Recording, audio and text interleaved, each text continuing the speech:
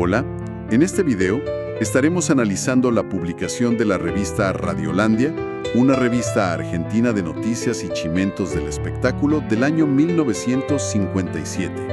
En su tapa, como habrán visto, está la actriz Malvina Pastorino, fotografiada por Anne-Marie Heinrich, quien fue una reconocida fotógrafa y una gran referente en América. Heinrich capturó a personalidades del siglo XX con sensibilidad, técnica y dominio magistral de la luz. Pero, imaginen esto por un instante.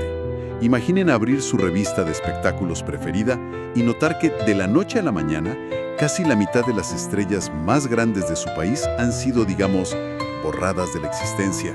Literalmente esfumadas. Exacto. Así era leer Radiolandia en agosto de 1957. Nuestro objetivo hoy es sumergirnos de lleno en estas páginas para desentrañar cómo era la vida cotidiana, cómo funcionaba el mundo del espectáculo y cuáles eran las inmensas tensiones subyacentes en la Argentina de aquella época. Es un placer enorme acompañarte en este análisis. Y vos sabés que lo verdaderamente fascinante de este documento es que nos obliga a mirar muchísimo más allá de lo evidente. Claro, no quedarnos en la superficie. Exactamente. No nos encontramos ante un simple compilado frívolo de noticias de la farándula. Radiolandia, en este momento histórico pero tan preciso, opera como un artefacto cultural complejo. Es un espejo implacable de su tiempo. ¿Un reflejo de la sociedad? Nos permite observar, con una precisión sociológica abrumadora, de qué manera la sociedad argentina consumía entretenimiento y construía sus aspiraciones de clase media. Todo esto mientras habitaba, de manera paralela, un clima de severa censura. Totalmente. Cada página, digamos si uno presta la debida atención, nos relata una historia oculta entre líneas. Así es. Pero, para comprender este material con la profundidad que verdaderamente merece, es imperativo que situemos el escenario. ¿Qué ocurría en las cachas de nuestro país en ese agosto de 1957? El contexto político, claro. Quien gobernaba la Argentina era el general Pedro Eugenio Aramburu. Él lideraba una dictadura militar que se había autodenominado Revolución Libertadora.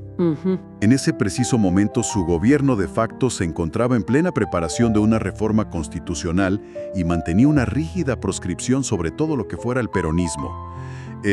Aquí me parece fundamental, si me permitís, hacer una aclaración histórica con absoluta objetividad. Por supuesto. Adelante. El contexto lo es todo para poder interpretar estas fuentes correctamente.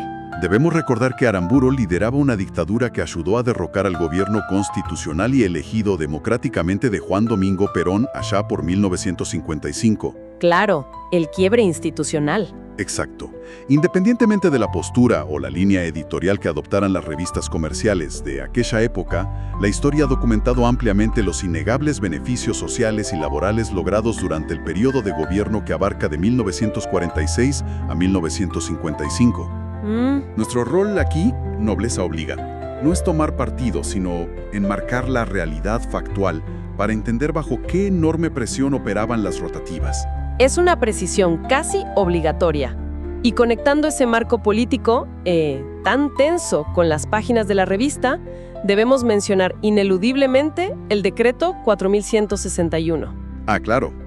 El decreto sancionado en el año 56. Exactamente. Esta normativa prohibía de manera terminante y penalizada con cárcel nombrar a Perón, a Evita o utilizar cualquier símbolo, marcha o expresión que estuviera relacionada con ellos. Una censura total. Total y absoluta.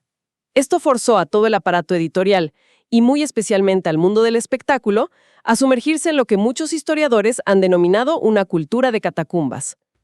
Radiolandia, que era por escándalo el semanario de mayor circulación, optó por una estrategia de supervivencia muy particular, una neutralidad de fachada. Pero a ver, déjame detenerte ahí, porque acá es donde me surge una duda enorme y francamente me cuesta entender la viabilidad de esto. Decime. Yo me pregunto, ¿cómo lograba una publicación eminentemente comercial, que vive exclusivamente de vender ejemplares, sobrevivir si de pronto eliminaba de sus portadas a las figuras más rutilantes y queridas de la década anterior? Es una excelente pregunta. O sea, ¿acaso el público no notaba el vacío? ¿No se arriesgaban a perder a sus lectores de forma masiva al ignorar deliberadamente a los grandes ídolos populares? Es una observación sumamente lúcida. Y la respuesta reside en el monopolio de la atención y en la adaptación obligada. Ujú. Lo hacían mediante una eliminación sistemática, te diría quirúrgica, de ciertos nombres, artistas inmensos de una trayectoria innegable que habían mostrado cercanía o simpatía por el gobierno anterior, fueron condenados de inmediato al ostracismo. ¿Silenciados por completo? Silenciados por completo. Figuras verdaderamente monumentales como Hugo del Carril, la inigualable Tita Merelo o la talentosa Fanny Navarro simplemente dejaron de existir en el papel. Es escalofriante pensarlo. Lo es. Aquellos que antes dominaban los titulares con absoluto peso propio, o bien desaparecían por completo o eran presentados bajo una óptica puramente aséptica, despojados de su pasado. Claro. Al enfocar sus reflectores solamente sobre las figuras permitidas, la revista terminaba validando el orden vigente, no por lo que decía explícitamente, sino por lo que omitía. Es como si, digamos, operaran en un gran teatro donde la mitad del elenco ha desaparecido trágicamente de la noche a la mañana.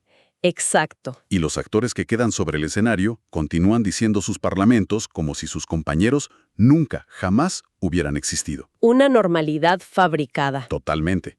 De hecho, vos fíjate que la propia revista deja entrever las grietas de esta situación, de este escenario de cristal, al reclamar certidumbre económica sobre las licencias de las emisoras de radio. Ah, un detalle no menor. Claro, lo que refleja la inmensa zozobra financiera que padecía el sector en ese momento bajo la intervención estatal. Las cosas no estaban bien, por más que la portada mostrara sonrisas. Exactamente.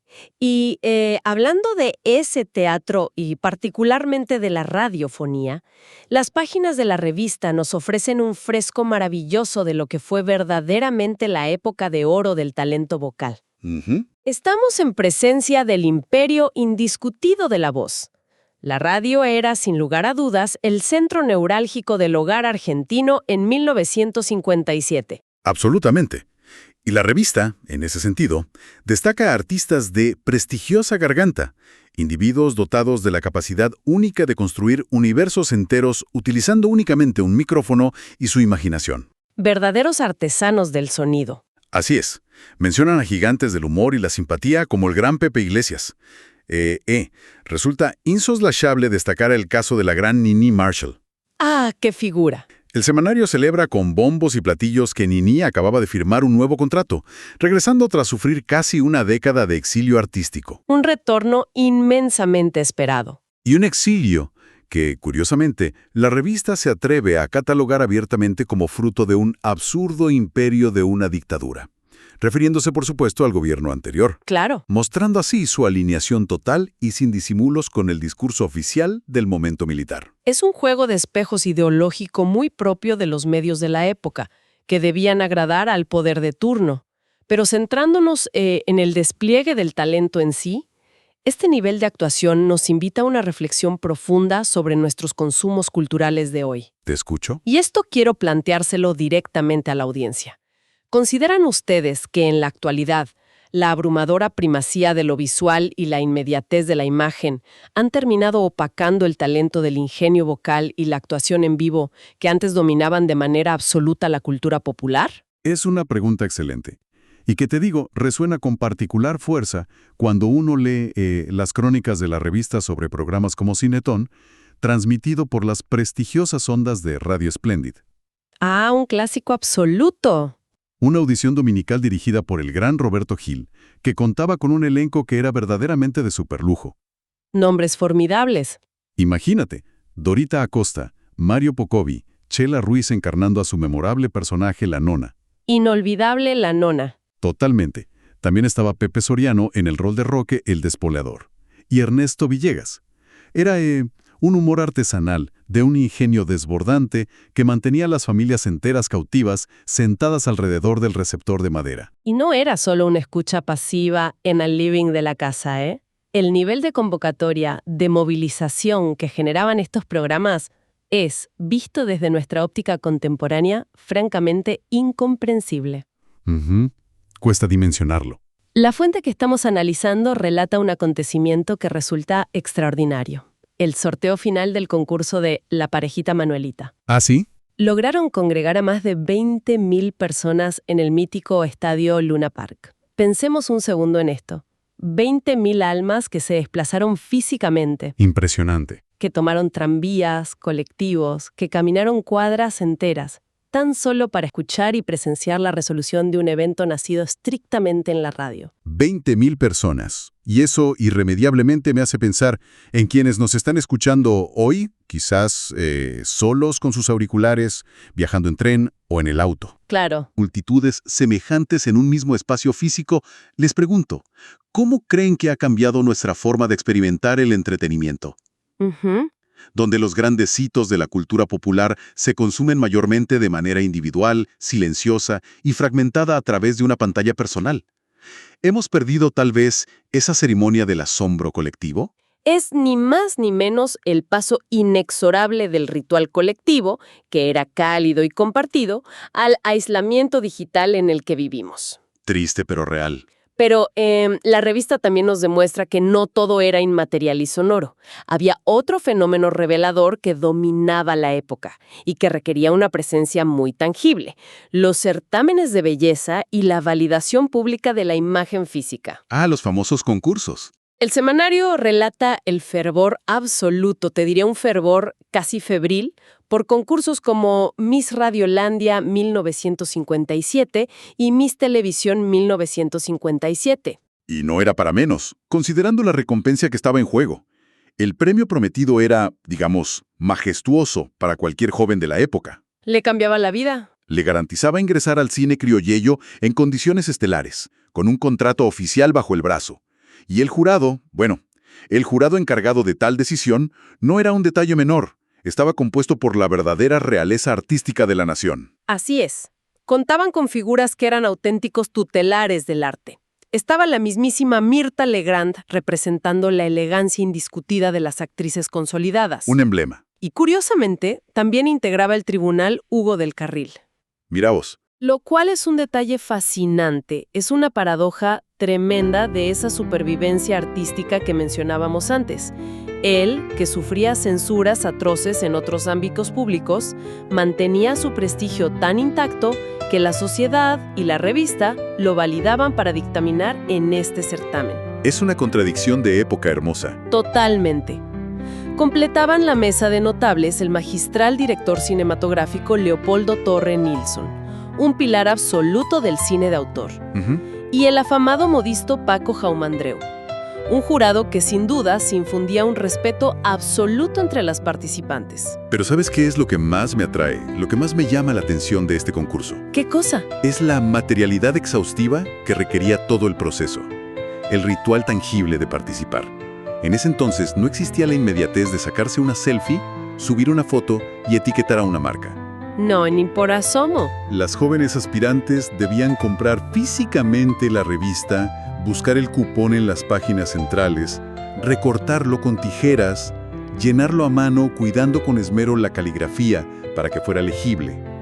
Luego, debían conseguir fotografías impresas en papel fotográfico real, colocarlas cuidadosamente en un sobre, ir caminando al correo y pagar el franqueo postal. Y la revista era tajante, ¿eh? Sí, ponían condiciones muy estrictas. Advertía con una severidad enorme sobre el riesgo de que las fotos llegaran deterioradas por el viaje o que fueran demasiado pequeñas. Había un esfuerzo material, digamos, un peso físico en la ilusión de alcanzar la fama. Ese esfuerzo material dotaba a la aspiración de un valor completamente distinto. Costaba sudor y tiempo. Totalmente. Y si conectamos aquel esfuerzo solemne con nuestras prácticas actuales, surge un interrogante ineludible para nuestra audiencia. ¿Qué hemos perdido y qué hemos ganado al pasar de esa tangibilidad del soporte papel, del tiempo de espera y la dedicación manual rigurosa, a la inmediatez volátil y a menudo tremendamente efímera de las imágenes digitales publicadas en redes sociales? Es indudable que hoy la fama parece muchísimo más accesible a un clic de distancia, pero quizás mucho menos perdurable. Es muy probable. Y hablando de las consecuencias de la exposición pública y las realidades que escapan a la frivolidad del papel satinado, la sección de noticias internacionales y de chimentos de la revista nos ofrece un contraste verdaderamente brutal. Un choque de realidades. Porque, por un lado, tenemos todo este glamour de los concursos y los cines, y por otro, la irrupción de la tragedia pavorosa que rompe violentamente la burbuja de la farándula. Te referís, por supuesto, a la extensa crónica sobre el terrible terremoto que sacudió los cimientos de la Ciudad de México en la madrugada del domingo 28 de julio de 1957. Exactamente a eso. La revista relata, con un tono dramático y descriptivo que es impecable, cómo este devastador sismo afectó profundamente a la nutrida colonia artística argentina que residía ahí por trabajo. Es el mundo real, crudo y trágico, colisionando de frente con las páginas de espectáculos. Y son relatos que realmente te hielan la sangre, porque despojan al ídolo de un plumazo de su aura de invulnerabilidad. Pierden ese halo divino. Claro, la aclamada actriz Laura Hidalgo, por ejemplo, relata su experiencia de pánico absoluto junto a su prometido, el arquitecto Manuel Rosen. Ellos se encontraban descansando en el piso 15 del fastuoso Hotel Continental Hilton. ¡Qué desesperación! La crónica detalla la oscuridad repentina, el ruido ensordecedor y tenebroso de las monumentales estructuras de acero y hormigón cediendo, el yeso del techo cayendo implacablemente sobre ellos mientras se veían obligados a rodar por el suelo en la más absoluta penumbra para proteger sus vidas. Es una imagen dantesca. Dantesca y aterradora. Y la tragedia, como sabemos, no discriminó nacionalidades ni prestigios. El terror alcanzó a figuras locales e internacionales por igual.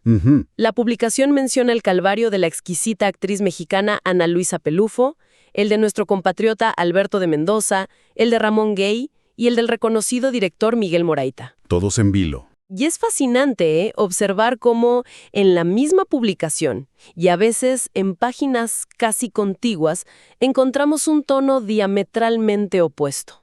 ¿Ah, sí? Pasas la página y te topas con las noticias frívolas europeas que celebraban con algarabía desmedida el nacimiento del hijo varón de la célebre estrella italiana Gina Lollobrigida. Esa es, ni más ni menos, la maravillosa esquizofrenia del periodismo de la época. Todo mezclado en el mismo papel. Totalmente. Pero fíjate vos un detalle que me pareció extraordinario en la redacción de la sección de chimentos. A ver. A pesar de adentrarse en terrenos sumamente resbaladizos, en rumores del corazón, en pleitos y separaciones, el lenguaje jamás, pero jamás, pierde una compostura inquebrantable. Las formas ante todo. Exacto. Hablan de supuestos escándalos, como un tenso encuentro entre la actriz Nelly Meden y Jorge Salcedo, donde al parecer apareció una tercera en discordia. O comentan el sorpresivo retiro al campo de la talentosa actriz Delia Garcés, sugiriendo, muy sutilmente, que obedecía a estrictas órdenes médicas para facilitar que, y cito, la visite la cigüeña. ¡Qué eufemismo maravilloso! Pero a lo largo de toda la prosa, de principio a fin, siempre se dirigen a los protagonistas y al propio lector utilizando el trato formal de usted. Nunca se tutean, nunca pierden la línea. Es que el chisme de aquella época estaba envasado herméticamente en un código de urbanidad sumamente estricto. Existía un límite lingüístico que era infranqueable, incluso para el escándalo. Así es. Y frente a esto, resulta muy revelador preguntarnos, ¿cómo comparan ustedes aquellas formas de respeto formal que convivían simultáneamente con la censura política más dura e implacable? Con la actual cultura de la cancelación y el uso generalizado y a veces sumamente agresivo del voceo informal en los medios de comunicación y en las redes sociales contemporáneas. Es una gran paradoja para analizar, porque digamos, había censura brutal del Estado de los fusiles, pero también había un decoro autoimpuesto en las formas sociales. Un decoro que ayudaba a forjar ese misticismo inalcanzable de la estrella del cine. Construía ídolos. Exacto. Tomemos por ejemplo el caso de la queridísima Lolita Torres que menciona la revista. Nos cuentan con mucho detalle cómo ella defendía con un fervor casi felino el secreto de su vida privada. Totalmente reservada. Ella separaba tajantemente, como si levantara un muro de contención de hormigón armado, su condición artística de su intimidad familiar y hogarilla. Su casa era un santuario inviolable. Un escudo de privacidad que, francamente, hoy nos resulta digno de la ciencia ficción. Es impensable para una celebridad contemporánea lograr ese nivel de hermetismo. Ujú. Y esto nos lleva directamente a nuestra próxima reflexión. Exacto.